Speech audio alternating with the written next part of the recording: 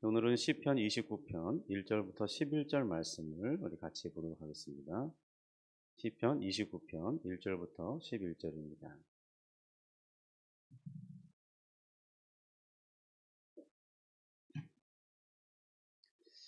우리 같이 합독합니다. 너희 권능 있는 자들아 영광과 능력을 여호와께 돌리고 돌릴지어다. 여호와께서 그의 이름에 합당한 영광을 돌리며 거룩한 옷을 입고 여호와께 예배할지어다. 여호와의 소리가 물 위에 있도다. 영광의 하나님이 우레소리를 내시니 여호와는 많은 물 위에 계시도다. 여호와의 소리가 힘 있으며 여호와의 소리가 위엄차도다. 여호와의 소리가 백향목을 꺾으시며 여호와께서 레바논 백향목을 꺾어 부수시도다. 그 나무를 송아지 같이 뛰게 하시며 레바논과 시련으로 들송아지 같이 뛰게 하시도다. 여호와의 소리가 화염을 가르시도다. 여호와의 소리가 광야를 진동하시며 여호와께서 가데스 광야를 진동시키시도다. 여호와의 소리가 암사슴을 낙태하게 하시고 삼림을 말갛게 벗기시니 그의 성전에서 그의 모든 것들이 말하기를 영광이라 하도다. 여호와께서 홍수 때에 자성하셨으며 여호와께서 영원하도록 왕으로 좌정하시도다. 여호와께서 자기 백성에게 힘을 주시며 여호와께서 자기 백성에게 평강의 복을 주시리로다. 아멘.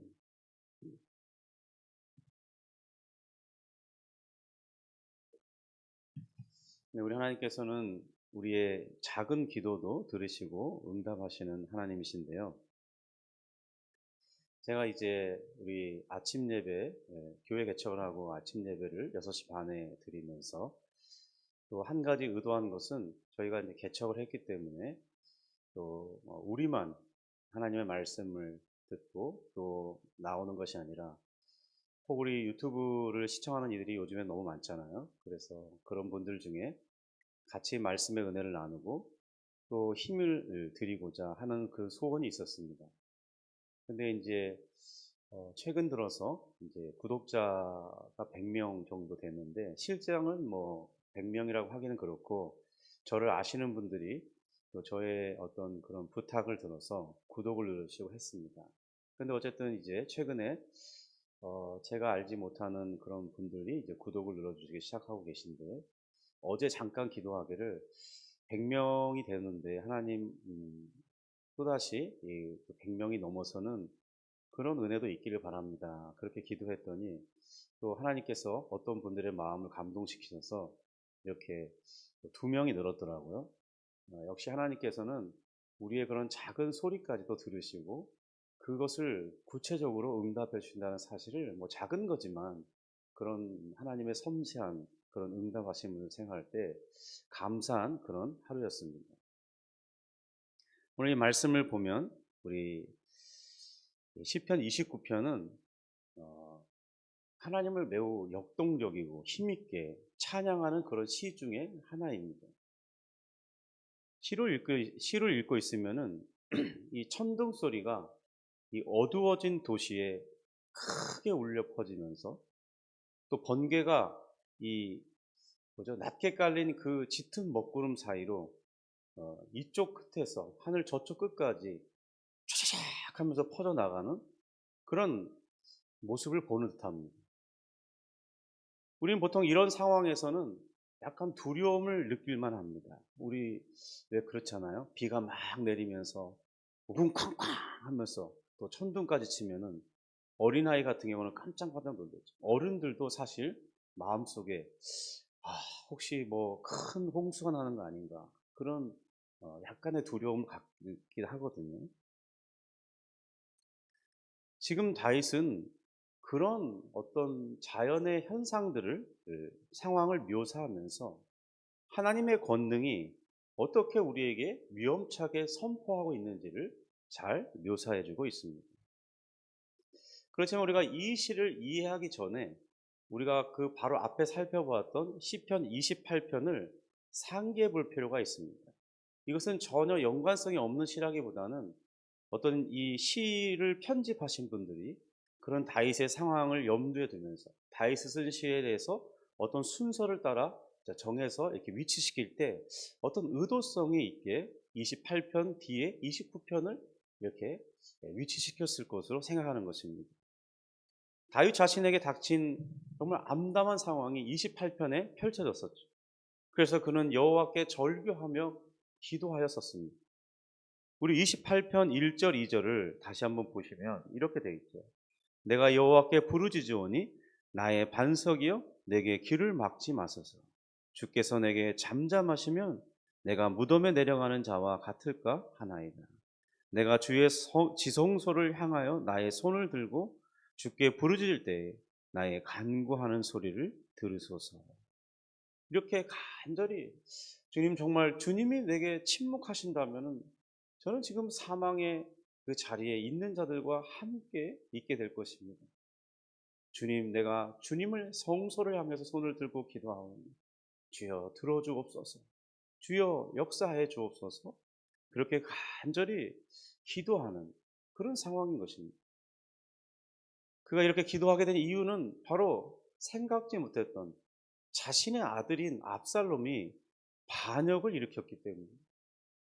이제 그 아들이 헤브론에서 자신이 왕이 되었음을 선포하고 또 그의 어떤 초청을 알지 못했던 혹은 그 초청을 알고서 함께했던 그 모반자들과 함께 이제 새로운 왕정이 시작되었음을 선포하고 예루살렘 성을 향하여 달려오고 있었습니다. 급하게 다윗은 그런 소식을 전가를 받고서 이제 예루살렘 성을 떠나서 피난하는 길 중에 이런 시를 지으면서 하나님께서 자신을 도와주실 것을, 하나님께서 자신과 함께 해주시기만 한다면, 하나님의 임재를 확인할 수만 있다면 그런 갈망을 가지고 기도하고 있는 것입니다. 그 가는 길에 우리가 알다시피 이 악인 중에 하나인 베냐민 지파에 속해 있던 시므이가 정말 이 다윗을 저주하면서 이렇게 얼마나 조롱했습니까? 정말 그런 소리들을 들을 때 다윗에게 들려오는 그 모든 소리는 죽음의 소리였을 뿐입니다.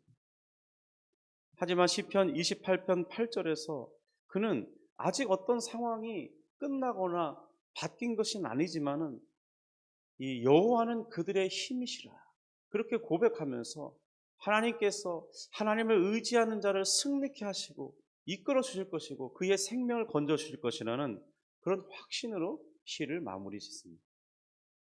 그런 후에 바로 시편 29편이 지금 시작되고 있는 것입니다.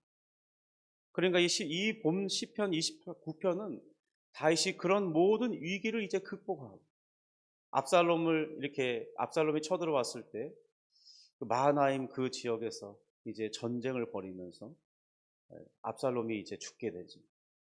그리고 다시 평정을 되찾고 다시 무사하게 예루살렘 성으로 귀환하고 그리고 이제 그가 기도했던 대로 주님께서 은혜를 베푸시면 내가 지성소에 나아가 하나님을 예배하며 찬양하겠습니다. 그렇게 고백했던 것처럼 정말 이 벅찬 감격을 가지고 하나님을 예배하러 왔을 때에 하나님께서 어떻게 자신을 향해서 역사하는지, 하나님을 의지하는 이 백성들을 위해서 어떻게 하나님이 역사하시는지에 대한 그런 내용을 시편 29편에 담고 있다는 것입니다. 그러니까 이것은 정말 이 위기의 그런 큰 소리들을 잠재우시는 더 강력한 이 여호와의 소리가 이 역사하고 그리고 다윗을 구원하고 또 다시 지성소로 다시 이끄신 그 하나님의 은혜에 대한 큰 감격의 선포가 우리 29편이라 할 수 있다는 것입니다. 오늘 본문 1절 2절은 바로 이 회복된 자리에서 다윗이 온 세상의 권력자들과 이 피조물들에게 외치는 선언인 것입니다. 우리가 왜 하나님을 예배해야 하겠습니까? 하나님의 주권은 어떻게 우리를 인도하시는 것입니다. 오늘 이 본문은 그런 질문에 가장 분명하게 답을 제시해주고 있습니다. 우리 1절에 보면 이렇게 되어 있죠. 우리 같이 한번 읽어볼까요? 너희 권능이 있는 자들아 영광과 능력을 여호와께 돌리고 돌릴지어다.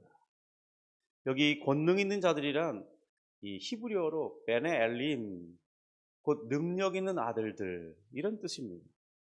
그러니까 어떤 이들은 천상의 존재들인 이 천사를 가르친다거나, 또는 어떤 이들은 고대 근동의 왕들이나 귀족들, 다윗을 위협했던 세상의 그런 강력한 권력자들을 가리킨다고 말합니다. 그러니까 해석이 다양한 거죠. 그런데 어쨌든 지금 다윗은 그 힘을 좀 쓴다, 그런 존재들 앞에 선포하고 그들에게 어떻게 행할 것인지 명령하고 있는 것입니다.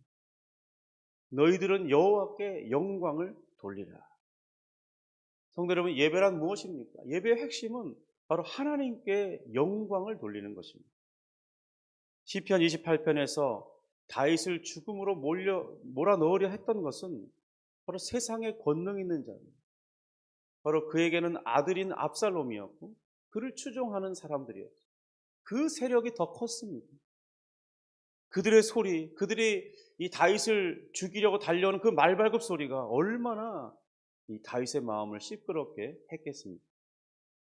그런데 다윗은 시편 28편에서 하나님을 의지했고, 또 하나님께서 어떤 그 소원했던 그 작은 사인들을 보면서, 또 하나님께서 먼저 마음 가운데 평강으로 기쁨으로 함께 하시면서, 또 하나님께서 주신 그 언약의 말씀을 그는 붙들면서 하나님께서 자신을 다시 인도하시고 은혜를 베푸실 것을 그는 이미 확신했습니다.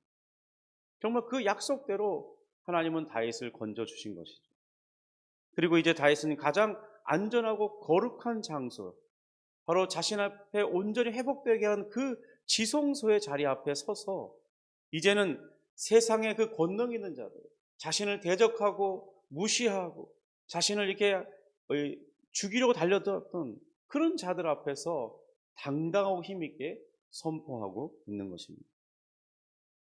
하나님의 이 주권은 바로 우리를 고난의 자리에서 건져내실 뿐만 아니라 궁극적으로 우리를 다시 하나님을 예배할 수 있도록 그 은혜의 자리에 세우신다는 것입니다. 성도 여러분, 그러니까 우리가 하나님을 예배한다는 것은 우리가 은혜 받은 자임을 우리 스스로가 나타내는 하나의 좋은 증거인 것입니다.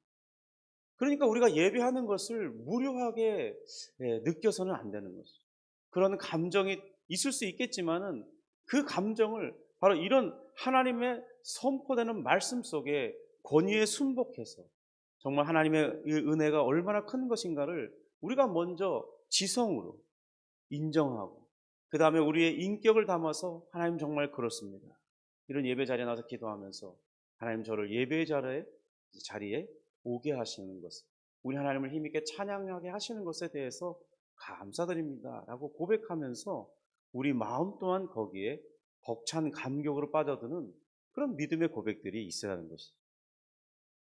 우리의 인생에 어떤 폭풍이 닥치는지, 홍수가 밀려오든지, 하나님은 그 모든 이 혼돈 위에서 왕으로 자정하시기 때문에 그 하나님의 왕이신 하나님께서 우리를 이끄셔서 바로 그 하나님을 예배할 수 있도록 인도하시는 것이 우리에게 주어지는 은혜라는 것입니다. 그러므로 우리가 하나님을 예배하는 이유는 바로 그분이 우리의 구원이시고 우리의 참된 힘이 되시기 때문입니다. 세상은 우리에게 힘이 없다고 조롱할 때가 있어요.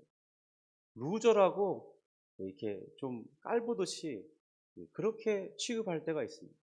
우리 실제로 또 우리가 살아가면서 하나님을 성실하게 예배하고 하나님 앞에 신앙을 지키려고 하면 세상의 것을 좀 포기해야 되고 조금 늦게 가야 되고 더뎌야 되고 남들보다 약간 뒤처질 수밖에 없는 거죠. 왜냐하면 세상에 있는 그 사람들이 만만한 사람들이 아니잖아요.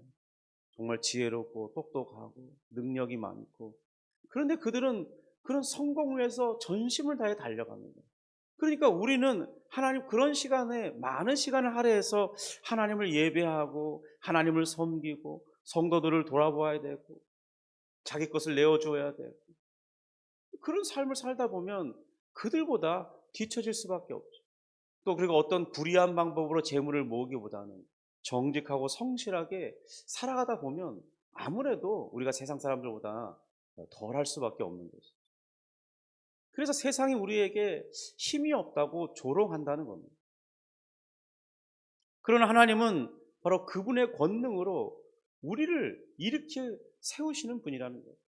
우리가 정말 이 세상을 살다 보면 그렇게 잘 나가던 사람이 한순간에 무너지고, 오히려 우리를 깔보던 그런 사람들이 우리보다 더 먼저 꼬꾸라지고, 우리는 오히려 그 자리에 당당히 서 있고 오히려 인정받고 성실했기 때문에, 정직했기 때문에 오히려 그 자리에 살아남아서 더 오래 감으로써 그들 앞에 하나님이 모든 부끄러움을 씻어주는 그런 일들이 얼마나 우리 이 신자들 가운데 비일비재하게 간증으로 말하고 있습니다.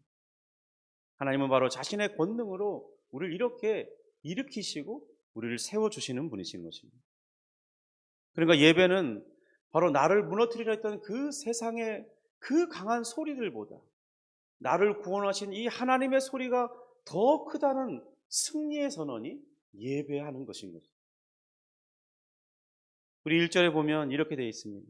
영광과 능력을 여호와께 돌리고 돌릴지어다. 다윗은 이 모든 영광과 능력을 누구에게 돌리라고 하냐? 하나님께, 여호와이신 우리 구원의 하나님이신 그분께 돌리라고 명령하고 있습니다. 그렇지만 우리 21세기를 살아가는 현대인들은 이 하나님을 찬양하는 이 명령에 순종하기 쉽지 않은 환경에 빠져 있습니다. 이전 세대들은 또 다른 이 어려움과 하나님을 예배하는 방해거리가 있었지만 오늘날엔 또 오늘날만의 어떤 많은 방해 이유들이 있어요. 특별히 이 한국은 이제 정말 역사상 유례가 없다 하더라고요. 많은 이들이 이런 유례는 우리나라밖에 없다는 거예요.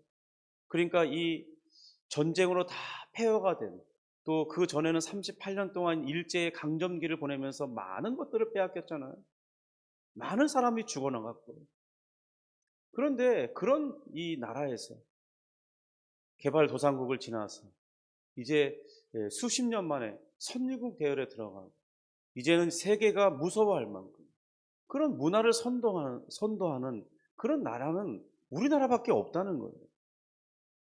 그러니까 이제 현대인들이 잘 살게 되면서 또 이젠 선진국 대열에 들어간 이 한국 사람들 같은 경우는 더더욱 하나님을 찬양하는 그 일에 순종하기 어려운 그런 요소가 비일비재하다는 것입니다.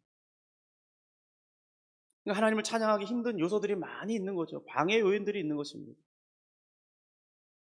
두 가지를 한번 우리가 예를 들어서 생각해 볼 필요가 있는데요. 첫 번째는 이 하나님을 향한 이 영광을 돌려야 할 그 대상이 분산되어 있다는 거예요. 현대인들은요, 자기 영광을 추구하는데 익숙한 사람들이에요.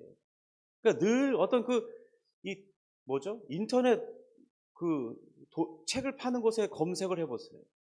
혹은 저는 서점을 요즘에 잘 안 가는데 인터넷 다 있으니까. 그런데 그런 서점에 가보십시오. 그러면요, 즐비하게 느려진 책들이 무엇입니까? 다 성공하라, 자기를 개발해야 된다, 자아를 실현해야 된다. 그런 이야기들이 정말 얼마나 많은 책 가운데 있습니다. 또 유튜브를 검색해 보세요. 다 그래야 한다고 세상이 소리하니까 우리도 그러니까 자기도 모르게 그런 소리 가운데 자기 영광을 추구하며 살아갑니다. 유튜브라는 것 자체가 자기 PR 시대잖아요. 그것뿐만 아니라 인스타그램도 있고 저는 잘 모르는 여러 가지 많은 그런 것들이 다 무엇입니까? 자기 과시잖아요.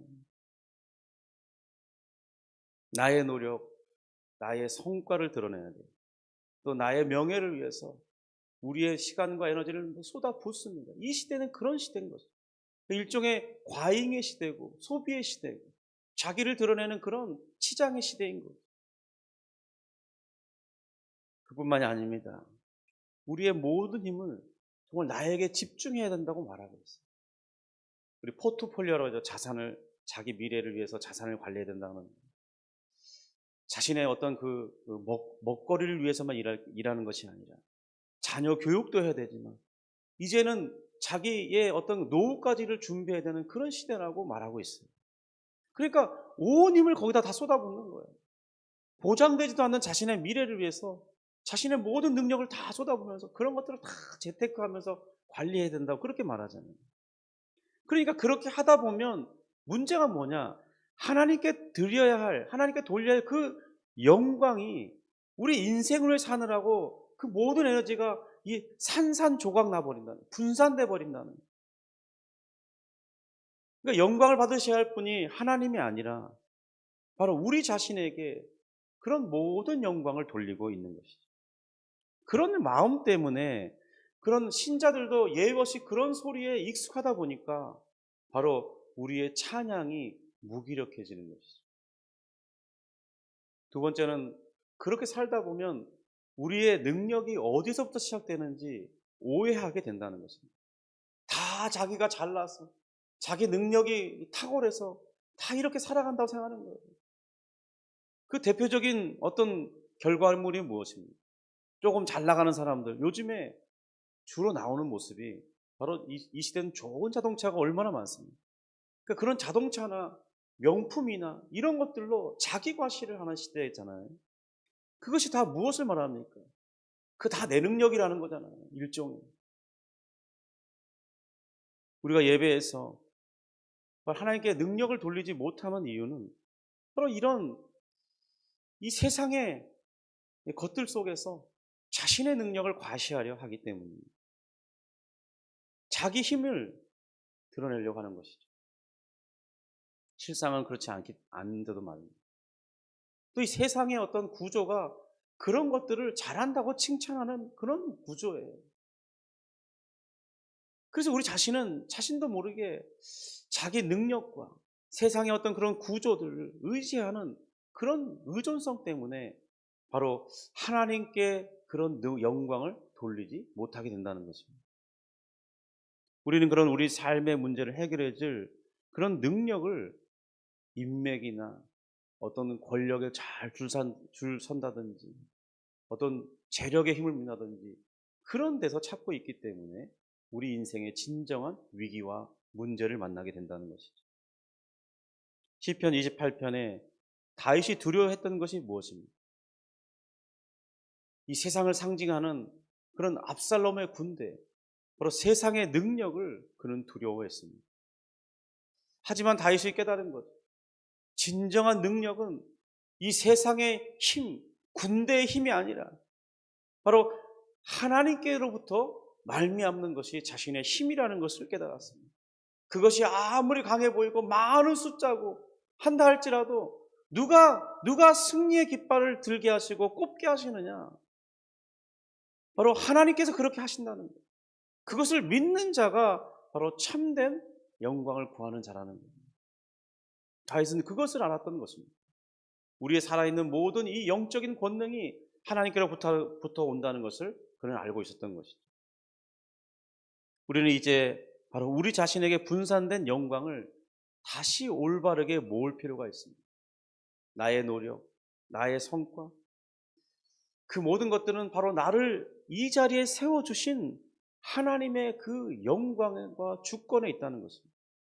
그러므로 우리가 하나님 앞에 마땅히 하나님께서 인도하신 그것에 대해서 영광을 돌리며 찬송할 때 우리의 바른 예배의 자리, 정말 우리가 서야 할 그 자리에 서게 되는 것이죠. 성도 여러분, 정말 우리를 지성소로 이끄신 그 하나님의 능력을 생각할 때 우리 하나님 앞에 찬양을 드리는 그 힘을 모을 수 있을 것입니다. 우리 2절을 보겠습니다. 우리가 2절 같이 읽습니다. 여호와께 그의 이름에 합당한 영광을 돌리며 거룩한 옷을 입고 여호와께 예배할지어다.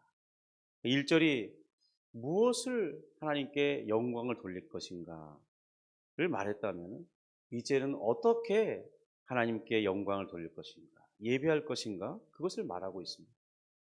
여호와께 그의 이름에 합당한 영광을 돌리며 이렇게 말했는데요. 바로 이것은 하나님께 대한 우리의 바른 자세가 무엇인가를 말하고 있습니다. 하나님의 이름은 그분 자신을 나타내는 거룩한 성호죠. 여호와, 바로 우리를 구원하신 그 하나님, 또 그분의 어떤 나타나신 능력은 전능하시잖아요. 그분은 또한 거룩하시죠. 세상의 모든 것과 구별되게 계시면서 또 그분은 우리를 찾아와서 우리에게 은혜를 베푸실 뿐만 아니라 우리 인생을 참되게 바른 것으로 이끄시는 주권자이심을 인정하는 그 태도, 이것이 바로 예배자의 바른 마음인 것이죠. 그리고 거룩한 옷을 입고 여호와께 예배할지어다 이렇게 말했습니다. 이것은 단순히 이 겉에 있는 이런 옷을 바르게 입어라, 그런 말은 아니겠죠. 물론 이 외형을 갖추는 것이 내면을 나타내는 하나의 표시이긴 하지만 그것이 절대적인 것은 아닐 것입니다. 구약 성경에서 이 거룩한 옷은 제사장들이 성소에 들어갈 때 입었던 옷인 것. 이는 곧 하나님의 절대적인 거룩함 앞에 이 어떤 마음을 가지고 서야 되는가. 그것이 바로 이 거룩한 옷에서 잘 나타나는 것입니다. 하나님은 마땅히 경외 받으실 만한, 영광 받으실 만한 그런 분임을 자신의 이 의복을 통해서 드러내는 거예요. 모든 백성들이 하나님 앞에 나올 때는 겸비하며 자신의 모든 것을 감추고 하나님의 영광을 드리고자 하는 그런 마음을 가지고 나와야 한다는 것이 그의 어떤 이 옷을 통해서 드러내고 있는 것입니다. 그런데 하나님을 힘있게 찬양하지 못하는 세 번째 원인을 말한다면 바로 하나님을 너무 가볍게 대하는 태도 가운데 있어요. 요즘에 이 말씀 중에 들려지는 이야기 중에 우리 하나님을 친구 같은 하나님, 친구이신 예수님, 이 표현이 잘못이겠습니까? 주님은 친히 우리의 친구가 되어주신다고 말씀하셨는데 너무나 친밀한 것이죠. 근데 문제는 무엇이냐? 이 친밀감을 너무 무게중심을 두다 보니까 이 하나님의 이 높으심, 경외받으실 만한 그런 놀라운 하나님, 위대하신 하나님, 그런 이 하나님을 향한 경외감이 낮아졌다는 것입니다. 우리는 이 모든 것을 균형을 잘 갖춰야 할 텐데 너무 한쪽만 강조하다 보니까 이 정말 거룩하신 하나님 앞에 서 있다는 그 경외감이 약화되는 것이죠. 우리 거룩하신 하나님께서는 우리의 그런 외모의 단장보다는 바로 우리 마음에 하나님을 향한 진실한, 하나님을 향한 그 경외심을 요구하시는 분이십니다. 우리가 죄와 타협하며 살면서 예배의 자리에서 어떤 감정적인 만족만 추구하게 될 때, 물론 억지로 또 하나님 앞에 그런 분위기에 맞춰서 내 감정을 속이려 할 때, 우리의 진정한 찬양은 힘을 잃게 되는 것입니다.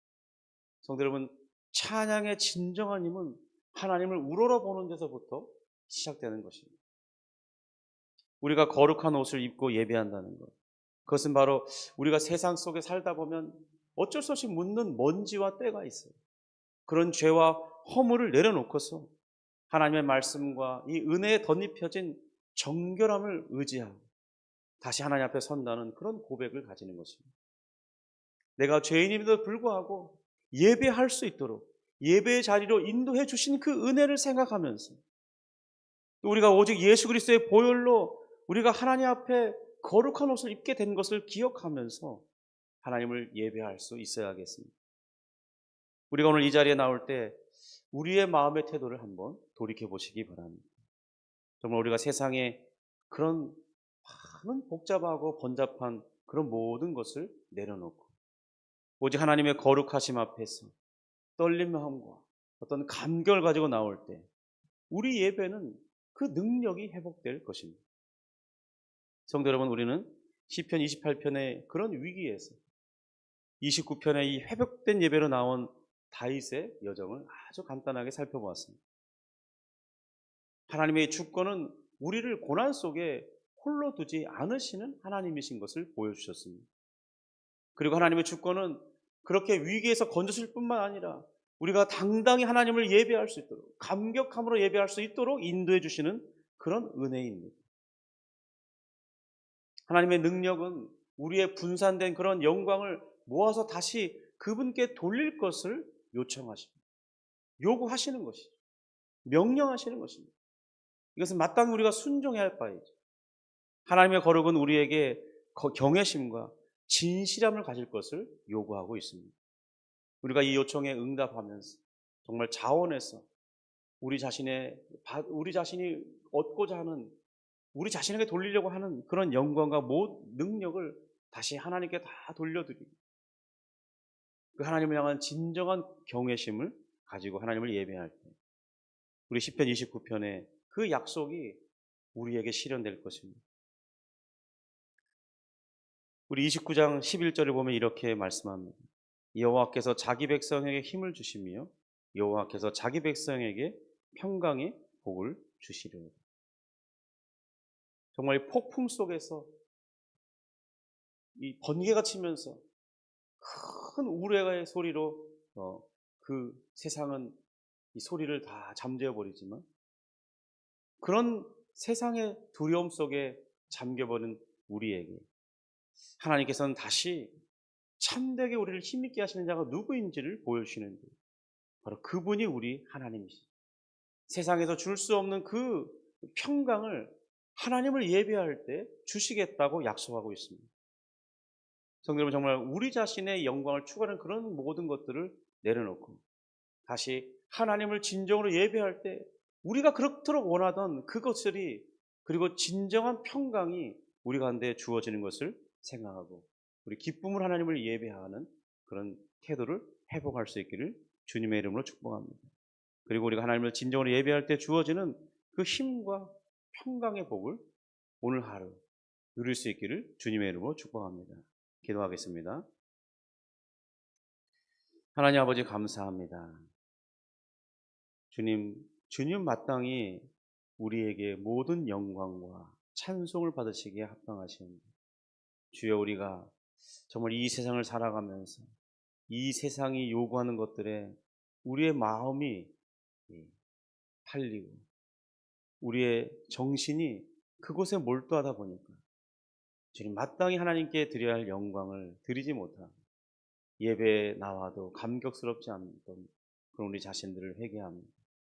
주님, 용서해 주시고 원래 있어야 할 그 자리에 그 모든 것들이 돌아가게 원합니다.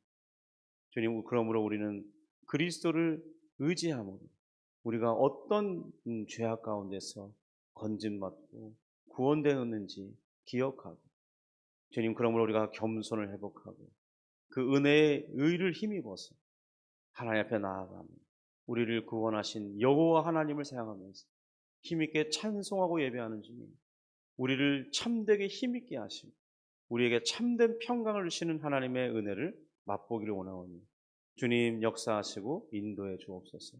주여, 우리의 마음의 만족이, 참된 만족이 오직 하나님께로부터 주어지는 줄 믿습니다. 하나님을 진정으로 예배하는 자들에게 허락하시는 그 은혜가 우리에게 다시 주어지기를 소원하오니 주여, 역사하시고 인도하여 주시옵소서. 예수님의 이름으로 기도합니다. 아멘. 하늘에 계신 우리 아버지여, 이름이 거룩히 여김을 받으시오며 나라가 임하시오며 뜻이 하늘에서 이룬 것 같이 땅에서도 이루어지이다. 오늘날 우리에게 일용할 양식을 주옵시고 우리가 우리에게 죄 지은 자를 사하여 준 것 같이 우리 죄를 사하여 주옵시고 우리를 시험에 들게 하지 마옵시고 다만 악에서 구하옵소서. 대개 나라와 권세와 영광이 아버지께 영원히 있사옵나이다. 아멘. 우리 개인적으로 기도하는